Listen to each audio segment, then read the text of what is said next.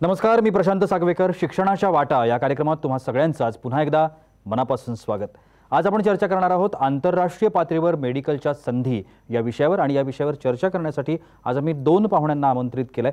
पहिले आहेत डॉक्टर महेश झावरे, जे स्वतः रशियामधल्या या युनिव्हर्सिटीमधून त्यांनी डॉक्टरेट केलेली आहे, आणि दुसरे जे आपले पाहुणे आहेत ते आहेत सुनील मुंडलिक. आपण गेल्या भागामध्ये डॉक्टर रेणुका मुंडलिक यांना भेटलो होतो, आणि त्यांचे हे वडील आहेत. पालक आणि विद्यार्थी या दोघांशी आपण आज चर्चा करणार आहोत, कारण स्मॉलेन्स स्टेट मेडिकल युनिव्हर्सिटीमधलं हे जे डॉक्टरेटचं शिक्षण आहे ते शिक्षण किती महत्त्वाचं आहे, आणि भारतातले विद्यार्थी त्या ठिकाणी जाऊन कशा पद्धतीनं शिक्षित होऊ शकतात याची माहिती आपल्याला या दोघांकडून आज करून घ्यायची आहे. मी सगळ्यात पहिल्यांदा दोन्ही पाहुण्यांचं अगदी मनापासून स्वागत करतो. थँक्यू. पहिला प्रश्न जो आहे तो डॉक्टर महेश तुमच्यासाठी आहे, कारण आत्ता सध्या एक कोरोना पॅन्डेमिकचा काळ आहे, आणि या कोरोना पॅन्डेमिकमध्ये आपल्याला माहिती आहे की कशा पद्धतीनं आत्ता संपूर्ण जग हे अफेक्ट झालेलं आहे. अशा वेळेला डॉक्टरेटसाठी बाहेरच्या देशांमध्ये जाणं किंवा डॉक्टरेटसाठी पर्टिक्युलरली एखादा मार्ग निवडणं हे कितपत योग्य आहे का, आणि भारतात हे शिक्षण खूप महागसुद्धा आहे असं आपल्याला म्हटलं जातं. तर तुमचा या सगळ्यामधला अनुभव काय आहे? नाही, खरंच की सध्या कोरोनामुळं आपल्या इथे जगामध्ये डॉक्टरांची कमतरता ही भासायला लागली आहे, आणि जगात जशी भासते तशीच आपल्या भारतातही भासायला लागलेली आहे. आणि तसं म्हणायला गेलं भारताला डॉक्टरांची गरज जास्त असेल आणि इच्छुक लोकही जास्त आहेत, पण आपल्या इथे खरं म्हणायला गेलं तर मेडिकल सीटची कमतरता आहे. सो अशावेळी जे लोक किंवा जे विद्यार्थी मेडिकल प्रवेश प्रक्रियेतनं सक्सेसफुल होऊ नाही शकत, मग अशा किंवा थोड्या मार्कांनी त्यांचं नंबर राहून जातो आणि सीट भेटत नाही, मग अशा विद्यार्थ्यांनी काय करावं? तर मग अशावेळी विद्यार्थ्यांना एकतर बाहेर किंवा बाहेर म्हणजे बाहेरच्या देशात तुम्हाला संधी असते, किंवा एक तर प्रायव्हेटमध्ये संधी असते. आणि प्रायव्हेटचं कॉलेजचे जर तुम्ही फीज बघितल्यात तर ते कमीत कमी सध्याच्या फी 18 ते 20 लाख दरवर्षी एवढी असते. सो मध्यमवर्गीयांना हे सहज शक्यच नाही. बरोबर. आणि मी पण एक मध्यमवर्गीय, माझे आईवडील जे आहेत ते आई गृहिणी आणि वडील शिक्षकी पेशा आहेत, तर आपल्याला हे 18 आणि 20 लाख रुपये शक्यच नाही हो. बरोबर. मग अशा वेळी माझ्या वेळी पण मी म्हणजे माझे एक 5-10 मार्कांनी नंबर राहिला. सो मी थोडं निराश झालो. त्याच्यानंतर मग मी बाहेरच्या संधी बघायला लागलो. आता बाहेरच्या संध्यांमध्ये मी बघायला जेव्हा गेलो तेव्हा कोणत्याही युनिव्हर्सिटीमध्ये ॲडमिशन घेऊन चालत नाही, कारण ती युनिव्हर्सिटी किती जुनी आहे, ती युनिव्हर्सिटी WHO ची मान्यता प्राप्त झालेली आहे का तिथून, आणि जी झाली असेल तर तिथून तुमची MCIची मान्यता आहे का, हे 2-4 गोष्टी तुम्हाला बघायला लागतात. बरोबर. तर मग माझ्यावेळी मी सर्च केलं, फीजही कमी होती कॉलेजची, 3-4.5 लाखात दरवर्षीची फी होती, आणि युनिव्हर्सिटी आत्ता जस्ट 100 वर्ष पूर्ण झाले म्हणल्यावर पूर्ण जुनी युनिव्हर्सिटी आहे, आणि युनिव्हर्सिटीचं नाव होतं स्मॉलेन्स स्टेट मेडिकल युनिव्हर्सिटी. मग मी विचार केला, बाबा स्टेट नाव काय? स्टेट म्हणजे गव्हर्नमेंटची. सो हा एक ॲडव्हान्टेज आहे की आपलं गव्हर्नमेंटची युनिव्हर्सिटी आहे, सो पेशंट लोड जास्त आहे. सो हा एक प्रश्न आपला मिटला. MCIची मान्यता आहे का? तर आहे. WHO ची मान्यता आहे. मग आता मी असं सर्च केलं की बाबा इथून पासआउट झालेले स्टुडंट किती आहेत, तर माझ्यावेळी जवळजवळ 3,500-4,000 हजार जण होते, आणि ते ॲक्च्युली प्रॅक्टिस करत होते. सो मग प्रॅक्टिसही करता येते. तर मग अशा विद्यार्थ्यांना 1-2 जणांना आम्ही भेटलो, आणि ह्या युनिव्हर्सिटीसाठी आम्ही प्रवेश प्रक्रियेसाठी आम्ही चालू केलं. निश्चितपणाने. आणि डॉक्टर महेश आता स्वतः डॉक्टर झालेले आहेत, आणि आता ते MS म्हणून भारतीय विद्यापीठ युनिव्हर्सिटी सांगली या ठिकाणी पुढचं जे शिक्षण आहे ते सर्जरीमधलं शिक्षण आहे, आणि ते त्या ठिकाणी घेता आहेत. खरं तर खूप महत्त्वाची गोष्ट आहे. आता मला पुढचा जो प्रश्न आहे तो सुनील मुंडलिक यांना विचारायचा आहे, कारण त्यांची मुलगी डॉक्टर रेणुका ही त्या ठिकाणाहूनच शिकून आत्ता भारतामध्ये आलेली आहे, आणि ती आता पुण्यामध्ये एका हॉस्पिटलमध्ये काम करते. खरं तर या सगळ्या पाठीमागे ना एक स्वप्न असतं, मग ते मुलांचं असेल, कधी पालकांचं असेल, की आपल्या विद्यार्थ्यांनी वैद्यकीय क्षेत्रामध्ये जावं, डॉक्टर व्हावं, आणि पुढे जाऊन आपल्या आजूबाजूच्या लोकांची, आपल्या समाजाची सेवा करावी, अशा पद्धतीचं असतं. मात्र या सगळ्यामध्ये महत्त्वाचा जो फॅक्टर असतो तो म्हणजे खर्चाचा. कारण कधीही आपण कोणत्याही गोष्टीमध्ये पुढे पाऊल टाकत असताना स्वतःच्या खिशाकडे पाहत असतो, आणि ते पाहणं अगदी रास्त आहे, नैसर्गिक आहे.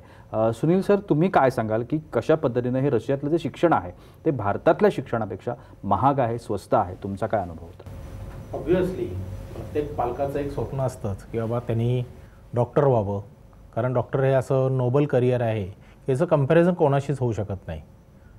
पण हे एक स्वप्न राहतं, कारण का तर बाबा त्याची फीज आज जर गव्हर्नमेंट सीट सोडल्या तर प्रायव्हेट नाही अफोर्ड करू शकत, म्हणून बऱ्याचशा पालकांचं स्वप्न हे स्वप्नच राहतं. कारण का तर आपल्या मराठीमध्ये एक म्हण आहे की सगळी सोंग करता येतात पण पैशाचं सोंग करता येत नाही. बरोबर. तर या ठिकाणी मी जेव्हा बघितलं की आता मुलीला तर डॉक्टर करायचं आहे, मग मी कंपॅरिझन करायला लागलो. मग तेव्हा आमच्या बाजूला एक आहेत की त्यांची मुलगी ही रशियामध्ये शिकत होती, त्यांची मी गाठ घेतली. त्यांनी मला हे सजेस्ट केलं की बाबा हे असं रशियामध्ये आपल्याला आपल्या खर्चामध्ये होऊ शकतं. कारण का तर आपण आहोत मध्यमवर्गीय. मग मी ते बघितलं एकंदरीत, तर त्याची फी साधारणपणे 3.5-4 लाख अशी एक होती. मनात विचार आला की हां आपण अफोर्ड करू शकतोय. बरं, ती मला एकदम पण भरायची नाही आहे, मला दर वर्षाला 3.5-4 लाख भरायची आहे फी. त्यावेळी मी एक विचार आला मनात की हां चला आपण हे करू शकतो. प्लस आपल्याला सजेस्ट केलं आहे, कारण का तर त्यांची मुलगी तिथे शिकायला होती, त्यांनी हे सुचवलं म्हटल्यानंतर माझा कॉन्फिडन्स जास्त वाढला. निर्णय घेतला मी. जसं म्हणतात की पहाटेची स्वप्न खरी होतात, आणि हे माझं पहाटेचं स्वप्न पूर्ण झालं. कारण का तर हे परवडणारं याच्यामध्ये होतं. निश्चितपणानं परवडणारं जे एज्युकेशन आहे, परवडणारं शिक्षण आहे, ते आपल्या विद्यार्थ्यांना उपलब्ध होतं, याचा जो आनंद आहे पालकांचा तो खूप महत्त्वाचा आहे. या ठिकाणी मी एक बाईट तुम्हाला दाखवणार आहे. ज्या स्मॉलेन्स स्टेट मेडिकल युनिव्हर्सिटीबद्दल हे दोघेही आत्ता आपल्याला सांगता आहेत, चर्चा करता आहेत, त्याचे कुलगुरू हे RS काझलोव यांनी सुद्धा प्रतिक्रिया नोंदवलेली आहे आपल्याकडे, आणि त्यांचं या सगळ्या संदर्भात काय म्हणणं आहे ते आपण ऐकूया. Esteemed ladies and gentlemen, Smolensk State Medical University, which is celebrating this year 100th anniversary from its foundation, is very proud to welcome you to our campus. We have a long-term tradition of educating of foreign students. Since 2002, we have exclusive rights of recruiting students given to Cosmos Education Consultant, director of which Dr. Iron Alok. We are very glad that around 1,500 Indian students are currently studying in our university. And also, I would like to announce that basically English language is provided to all of our students from first until 6th year of education. We have specifically devoted staff and also specifically devoted faculty of foreign students, specifically designed to meet needs of our foreign guests. Also, we are extremely proud that majority of our graduates from foreign faculties is very successfully passing screening test upon return to India. Historically, Russian Federation and India have a very long-term friendly tradition.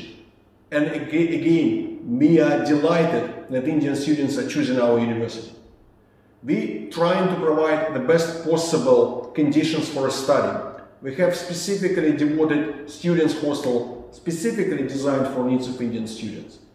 We have very good sports and other activities, again trying to provide our guests with the best possible scenario to develop their classical skills in sports, education, and also in different arts. Ladies and gentlemen, we are extremely proud to welcome you to our university and hope that you will choose us. See you soon. काझलोव यांचं काय म्हणणं आहे या सगळ्यामध्ये ते आपण पाहिलं. ते स्वतः एक शास्त्रज्ञ सुद्धा आहेत आणि आत्ता ते स्मॉलेन्सचे कुलगुरू म्हणून काम करता आहेत रशियामध्ये, आणि खूप छान पद्धतीची मदत या सगळ्यामध्ये या विद्यार्थ्यांना पण होते आणि पालकांना सुद्धा त्यांची मदत होती. रशियामध्ये डॉक्टर होण्यासाठी जी एक प्रोसेस असते, डॉक्टर महेश, मला ही प्रोसेस जाणून घ्यायची आहे, कारण बऱ्याच वेळेला असं होतं ना की विद्यार्थ्यांना, पालकांना त्या प्रोसिजर्सविषयी माहिती नसतं आणि ते फार कन्फ्यूज होतात. एकतर परदेश आहे आणि परदेशामध्ये गेल्यानंतर काय असणार आहे, कशा पद्धतीने असणार आहे, या सगळ्याचं कन्फ्युजन असतं. तर ह्या प्रोसेसबद्दल तुम्ही काय सांगा? बघा, प्रोसेस फार सोपी आहे. फर्स्ट ऑफ ऑल तुम्हाला 3 अटी आहेत. वय वर्ष 17पेक्षा जास्त पाहिजे, ठीक आहे. म्हणजे ही एक अट झाली. त्यानंतर तुमचे 12वीचे मार्क आणि त्यातल्या त्यात PCBचा group, like physics, chemistry, bio यांचा ग्रुप हा तुमचा 150पेक्षा म्हणजे 50%पेक्षा जास्त पाहिजे. आणि तिसरी अट जी आपल्या गव्हर्नमेंटने टाकलेली आहे, नीट जी एक्झाम आहे त्यात तुम्ही इलिजिबल किंवा पात्र झालेला असले पाहिजेत. ही तुमची प्रवेश प्रक्रियेसाठीची अटी आहेत. आता तुम्ही समजा एखादा स्टुडंट खरंच इंटरेस्टेड आहे आणि थोड्या एक मार्कांनी किंवा त्याला जायचंच आहे, सो अशा वेळी ह्या विद्यार्थ्यांनी www.sgmu.info ह्या साईटवर जावा, मोबाईलवर सरळ, आणि तिथे एक ॲडमिशन बॉक्स आहे. त्या ॲडमिशन बॉक्समध्ये गेल्यानंतर तुम्हाला सगळे ॲडमिशन सेंटर किंवा इन्फॉर्मेशन सेंटर्स, आणि हे इन्फॉर्मेशन सेंटर तिचे लिस्ट दिलेली आहे. तुमच्या नजदीकच्या प्रदेशात जो कोणता इन्फॉर्मेशन सेंटर आहे तुम्ही त्यांच्याशी संवाद करू शकता. त्यांचे नंबर वगैरे पण दिलेले असतात. आणि हे इन्फॉर्मेशन सेंटर म्हणजे कोण, की ज्यांचे मुलं किंवा त्यांचे मुलगी हे आधी तिथं शिकलेले आहेत किंवा आत्ता पण शिकत आहेत, हे सगळ्यांचे पालक जे आहेत त्यांना आपण म्हणजे त्यांना हे इन्फॉर्मेशन सेंटर्स दिलेले आहेत आणि त्यांच्याकडनं ॲक्च्युअल खरी माहिती आपल्याला कळते की तिथं ॲक्च्युअली काय होतं. सो तुम्ही त्यांना जाऊन इन्फॉर्म करू शकता आणि पुढची प्रोसेस ते लोक तुम्हाला चांगली इन्फॉर्म करू शकतील. विश्रांतीनंतर शिक्षणाच्या वाटामध्ये तुम्हा सगळ्यांचं पुन्हा एकदा मनापासून स्वागत. आंतरराष्ट्रीय पातळीवर मेडिकलच्या संधी याबाबत आपण चर्चा करतोय. डॉक्टर महेश आणि सुनील मुंडलिक आपल्याशी या संदर्भात बातचीत करता आहेत. मला पुढे जायचं आहे, डॉक्टर महेश यांना प्रश्न विचारायचा, पण तुर्तास कॉस्मॉस एज्युकेशनल कन्सल्टंट हे जे एक महत्त्वाचा दुवा आहे, विद्यार्थी, पालक आणि रशियामधली ही जी युनिव्हर्सिटी आहे या सगळ्यामध्ये खूप महत्त्वाची भूमिका गेल्या अनेक वर्षांपासून हे बजावता आहेत. त्याचे जे डिरेक्टर आहेत, मेन आहेत डॉक्टर आलोक एरॉन, त्यांच्याही सुद्धा आम्ही बातचीत करण्याचा प्रयत्न केला आणि त्याने खूप छान पद्धतीची माहिती आपल्यासमोर मांडली आहे. बघूया डॉक्टर एरॉन काय म्हणतायत. Dear Indian students and parents, a warm namaste from Smolensk State Medical University, Smolensk, Russia. My name is Dr. Alok Eran. I am Director of Cosmos Education Consultants and Foreign Advisor to Chancellor of Smolensk State Medical University. मैं आपके साथ हिंदी में बात करना चाहूँगा. सन 2002 से स्मॉलेंस्क state medical university में Cosmos education consultants के द्वारा Indian students का एडमिशन दिया जा रहा है और इन पिछले 18 सालों में 3000 से ज़्यादा इंडियन स्टूडेंट्स को स्मॉलेंस्क स्टेट मेडिकल यूनिवर्सिटी में एडमिशन मिला है और इसमें से करीब 2000 इंडियन स्टूडेंट्स यहाँ से डॉक्टर्स बनकर निकले हैं. यहाँ से निकले हुए डॉक्टर्स, इंडियन डॉक्टर्स, पूरी दुनिया के करीब करीब सभी देशों में फैल चुके हैं और हमारा नाम रोशन कर रहे हैं. इसके अलावा यहाँ से हमारे जो ग्रेजुएट्स इंडिया गए हैं उन्होंने भी हमारा सिर गर्व से ऊपर किया है, क्योंकि जो स्क्रीनिंग टेस्ट का पासिंग परसेंटेज है स्मॉलेंस्क स्टेट मेडिकल यूनिवर्सिटी का, उसका कोई कंपटीशन नहीं है, क्योंकि स्मॉलेंस्क स्टेट मेडिकल यूनिवर्सिटी के ग्रेजुएट्स 92% पासिंग परसेंटेज दे रहे हैं फर्स्ट अटेम्प्ट में इंडिया के स्क्रीनिंग टेस्ट में. ये कंपैरेटिवली देखा जाना चाहिए. सो दूसरे जो मेडिकल यूनिवर्सिटीज़ हैं वहाँ से पास करके आने वाले स्टूडेंट्स 23-24% से ज़्यादा रिजल्ट नहीं दे पा रहे. इस साल 2020 में हमारी मेडिकल यूनिवर्सिटी के 100 साल पूरे हुए. ये मेडिकल यूनिवर्सिटी 1920 में बनी थी और इस साल 100 साल पूरा होने के उपलक्ष्य में इस साल जिन भी इंडिया के बच्चों को एडमिशन इस मेडिकल यूनिवर्सिटी में मिल रहा है उन सभी की फीस में $500 की सब्सिडी देना अनाउंस हुआ है. इसके अलावा यहाँ पर इस समय स्मॉलेंस्क स्टेट मेडिकल यूनिवर्सिटी में इंडिया के करीब 1350 इंडियन बच्चे पढ़ रहे हैं. उनमें से कुछ 600 इंडियन बच्चियां हैं, लड़कियां हैं. स्मॉलेंस्क स्टेट मेडिकल यूनिवर्सिटी में 3 हॉस्टल्स हैं जो सिर्फ इंडिया के बच्चों के लिए हैं. उनमें से गर्ल्स हॉस्टल अलग है, बॉयज हॉस्टल अलग है. इसके अलावा एक इंडियन मेस हमारे कैंपस में काम कर रही है जिसमें कि 3 इंडियन कुक्स काम कर रहे हैं. इसमें सिर्फ इंडियन बच्चों के लिए खाना बनता है और 2 तरह की ये मेस काम कर रही है, प्योर वेजिटेरियन मेस और non vegetarian mess. Smolensk state medical university में पढ़ाई का ड्यूरेशन 6 साल है और सभी 6 सालों में पढ़ाई का जो मीडियम ऑफ इंस्ट्रक्शन है वो है इंग्लिश मीडियम. मतलब सभी 6 सालों में इंग्लिश मीडियम में यहाँ पर पढ़ाई होती है. सो इंडियन स्टूडेंट्स जो इस साल 2020 में हमारे यहाँ एडमिशन लेना चाहते हैं, you are most welcome. But आपको एक बात का ध्यान रखना है कि स्मॉलेंस्क स्टेट मेडिकल यूनिवर्सिटी में एडमिशन लेने के लिए आप किसी भी एजेंट्स के साथ बात नहीं करें, क्योंकि स्मॉलेंस्क स्टेट मेडिकल यूनिवर्सिटी और कॉस्मॉस एजुकेशनल कंसल्टेंट्स किसी भी एजेंट को अपॉइंट नहीं करते हैं. हमारे यहाँ पर जो भी एडमिशन्स होते हैं वो सभी या तो इस समय हमारे यहाँ पर जो इंडियन स्टूडेंट्स पढ़ रहे हैं उनके रिकमेंडेशन से होते हैं, या वो ग्रेजुएट्स जो हमारे यहाँ से पढ़ करके और डॉक्टर बनकर जा चुके हैं उनके रिकमेंडेशन से होते हैं. बट इंडिया के किसी भी एजेंट्स को हम लोग अपॉइंट नहीं करते हैं। मतलब एडमिशन सिर्फ और सिर्फ कॉस्मोस एजुकेशन कंसल्टेंट्स के द्वारा और इंडिया के जो बच्चे भी यहाँ पढ़ रहे हैं या जो ग्रेजुएट्स हमारे यहाँ से निकल चुके हैं उनके रिकमेंडेशन के द्वारा ही होता है। So Indian students coming to Smolensk State medical University this year in 2020, you are most welcome and we are waiting for you. Doctor Aaron यांचं काय म्हणणं होतं ते आपण आत्ता ऐकून घेतलेलं आहे. डॉक्टर महेश, पुढचा प्रश्न हा तुमच्यासाठी आहे, कारण आत्ता तुम्ही स्वतः त्या ठिकाणी गेला होतात आणि तुम्ही त्या ठिकाणी आपलं शिक्षण पूर्ण केलेलं आहे. आता या सगळ्या प्रोसेसमध्ये महत्त्वाची गोष्ट असते ती म्हणजे स्कॉलरशिप. विद्यार्थ्यांना खरं तर आर्थिक भार हलका करण्यासाठी म्हणा किंवा जो काही खर्च झालेला असतो तर त्याच्यातला काही खर्च जर परत मिळू शकत असेल तर ते कोणाला नको असतं. अर्थात त्यासाठी विद्यार्थ्यांची धडपड सुरू असते. स्कॉलरशिपच्या संदर्भामधली त्या ठिकाणची जी प्रोसेस आहे ती कशा पद्धतीची आहे? स्कॉलरशिपची प्रोसेस म्हणजे फार काय नाही तर मुलाला काम करायचं आहे. एकदा त्याच्या आईवडिलांनी खरं तर ॲक्च्युली फी भरलेली आहे. आता त्या मुलाचं मनात ती पैसे किंवा पालकांनी भरलेली फीस याबद्दल किती जाणीव आहे याच्यावरनं तुम्हाला कळू शकते. जेव्हा मुलगा तिथं जातो किंवा मुलगी तिथे जाते आणि ती किती अभ्यास करते, तिचा जर चांगले स्कोर्स आहेत, ती टॉप रँकर्समध्ये येत असेल तर आलोक एरॉन यांच्या आईवडिलांच्या स्मृतीनं एक कॉस्मॉस एज्युकेशनल कन्सल्टंटनी एक स्कॉलरशिप दिलेली आहे. जर तुमचे मुलगा किंवा मुलगी ही टॉप रँकर्समध्ये असेल तर तुमची 100% फी ही तुम्हाला परत भेटते किंवा तुम्ही ती पुढच्या वर्षाला भरू शकता. ही अशी स्कॉलरशिपची तुम्हाला देता आपली कॉस्मॉस आणि युनिव्हर्सिटी हे आपल्याला देतं. निश्चितपणानं मला जो याच्या पुढचा जो प्रश्न आहे की MBBS केल्यानंतर, कारण तुम्ही भारताच्या बाहेर आहात, देशाच्या बाहेर आहात, दुसऱ्या देशामध्ये तुम्ही शिक्षण घेताय, पण तुम्हाला पुन्हा जे तुमचं करिअर आहे ते आपल्या भारतामध्ये येऊनच करायचं आहे. मग अशा वेळेला इथे प्रॅक्टिस करण्यासाठी म्हणून काही अडचणी येतात का?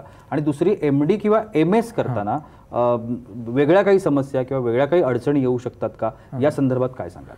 नाही, हे बघा, तुम्हाला प्रॅक्टिकल नॉलेज हे तुम्हाला भरपूर भेटेल रशियामध्ये, त्याबद्दल काही शंका नाही. आता राहिलं काय तर डॉक्युमेंटेशनचं संपूर्ण काम हे आपलं कॉस्मॉस एज्युकेशनल कन्सल्टंट आपल्याला पूर्णही करून देतात. आत्ता मी सध्या भारतीमध्ये MS सर्जरीच्या कोर्सला यावर्षीच ॲडमिशन घेतलेलं आहे मेरिटनी. आणि सगळे जे डॉक्युमेंट लागत होते हे मला माझ्या 1 वर्षापूर्वी म्हणजे इंटर्नशिप करण्यापूर्वी मी जेव्हा रशियातनं तिथून पासआउट झालो त्याचवेळी कॉस्मॉस एज्युकेशनल कन्सल्टंटनी पूर्ण डॉक्युमेंटचा गठ्ठा माझ्याकडे दिला जो मला लागत होता. किंवा नंतर मग असं होतं की नंतर एखादं डॉक्युमेंट मिसिंग होतं, सो ते मिसिंग नाही व्हावं याची काळजी त्यांनी 1.5 वर्षापूर्वीच घेऊन ठेवलेली होती. सो काही डॉक्युमेंट लागलं नाही. आता हे झालं डॉक्युमेंटेशनचं. आता स्किल्स वाईज मी म्हणेल की मी कोणत्याही लेवलला कोणत्याही इथल्या इंडियन ग्रॅज्युएट्सची कमी नाही. उलटं मी इंटर्नशिपमध्येच आम्हाला यावेळी सीट भेटलं. सो यावरनं आपल्याला कळू शकतं की आपल्या स्मॉलेंड स्टेट मेडिकल युनिव्हर्सिटीमधून शिक्षणाची जी लेवल आहे ती किती चांगली आहे. कारण तुम्हाला इथल्या गव्हर्नमेंटच्या स्टुडंटची आणि ती स्मॉलेंड ऑफकोर्स गव्हर्नमेंटचंच आहे, पण आपल्या अशा मनात शंका राहते की बाबा रशियात गेला आहे तर तिथं आपल्याला कितपर्यंत शिकवतील. पण जे शिक्षणाची तुमची लेवल आहे ती इक्वल आहे. मी तर एक वेळ म्हणेन की जास्त आहे, कारण तिथं तुम्हाला डिजिटलायझेशन जास्त तुम्हाला दिसेल इन कंपॅरिझन टू आपल्या इंडियामध्ये. तुम्हाला तिथे 3D डेस्क आहेत, तुम्हाला तिथे अजून तुम्ही जर ॲनाटॉमी बघायला गेला तर तिथं त्यांनी 3D डेस्क वगैरे अवेलेबल करून दिलेलं आहे जे आपल्या इंडियामध्ये नाही.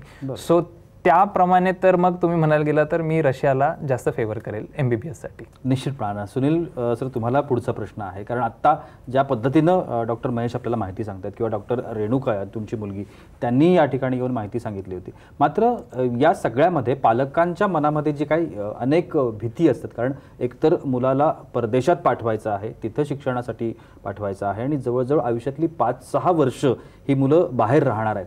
तर या सगळ्यामध्ये ना एक सुरक्षा हा एक फार महत्त्वाचा पार्ट येतो. मग तो मुलगा असो किंवा मुलगी असो, आपली मुलं त्या ठिकाणी गेल्यानंतर सुरक्षित राहतील ना आणि ती व्यवस्थित शिक्षणाच्याच संदर्भात त्या ठिकाणी संलग्न राहतील ना, अशा पद्धतीची काळजी पालक म्हणून तुम्हाला वाटणं ही अगदी साहजिक गोष्ट असते. तर त्या संदर्भात तुम्ही काय सांगाल? तुमचा एक्सपिरियन्स काय होता? अगदी महत्त्वाचा प्रश्न तुम्ही विचारला.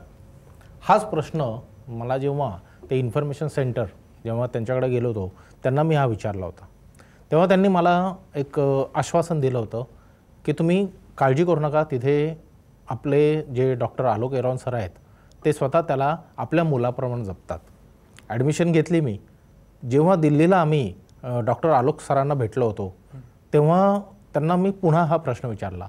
तेव्हा त्यांनी कौतुकाने माझ्या पाठीवर हात ठेवून त्यांनी मला सांगितलं की तुम्ही काळजी करू नका, ही जशी तुमची मुलगी आहे तशीच ही माझी पण मुलगी आहे, त्यामुळे तुम्ही काळजी करू नका. ती तिथे पोहोचल्यानंतर तुम्हाला फोन करेल. आम्ही दिल्लीला होतो, ती दुसऱ्या दिवशी संध्याकाळी तिथे पोहोचली. आम्हाला सांगितलं होतं की साधारणपणे तुम्हाला एक 10च्या सुमारास फोन येईल. आमचं 9:30 पासून धगधग चालू होती, अरे फोन येतो की नाही, पोहोचले की नाही. आणि बरोबर 10ला फोन आला. तेव्हा पटलं की यांनी जो मला शब्द दिला होता तो अगदी तंतोतंत खरा पटला. त्याचबरोबर जर बघायचं तर जेव्हा मुलगी तिथे पोहोचली, दुसऱ्या दिवशी सकाळी ती 6 वाजल्यानंतरच हॉस्टेल उघडतं आणि संध्याकाळी 8 वाजता परत यायचं हे तिने मला सांगितलं. म्हणजे तिथं एवढं स्ट्रिक्ट आहे की तिथे सकाळी 6 ते रात्री 8 वाजेपर्यंतच तुम्ही बाहेर राहू शकता. 8 वाजता तुम्हाला आतमध्ये कोणत्याही परिस्थितीत यायलाच लागतं. जर तुम्ही आला नाहीत तर तुम्हाला आतमध्ये घेतलं जातं, पण तुम्हाला दुसऱ्या दिवशी त्याचं एक्सप्लेनेशन द्यावं लागतं. तुम्हाला बाहेर थांबताच येत नाही. हे तिने जेव्हा सांगितलं तेव्हा जास्त हायसं वाटलं. तसं इन्फॉर्मेशन सेंटरने मला पूर्ण माहिती दिली, पण आपण म्हणतो ना शेवटी की मी मुलगी पाठवणार म्हटल्यानंतर पूर्ण तर विश्वास नाही ठेवू शकत. जेव्हा मी मुलीच्या डोळ्यांनी तिने जेव्हा सगळं सांगितलं तेव्हा माझा त्याच्यावर विश्वास बसला. हे झाली ती स्वतः 5-6 वर्ष असतानाची ती ना. पण मागच्या वर्षी जेव्हा मुलीचं कॉन्व्होकेशन होतं तेव्हा मी तिथं गेलो. मी त्या हॉस्टेलमध्ये, कारण ते लेडीज हॉस्टेल मुलींचं, मी आतमध्ये गेलो. मी आणि मिसेस आतमध्ये गेलो तर आम्हाला आतमध्ये सोडलं नाही.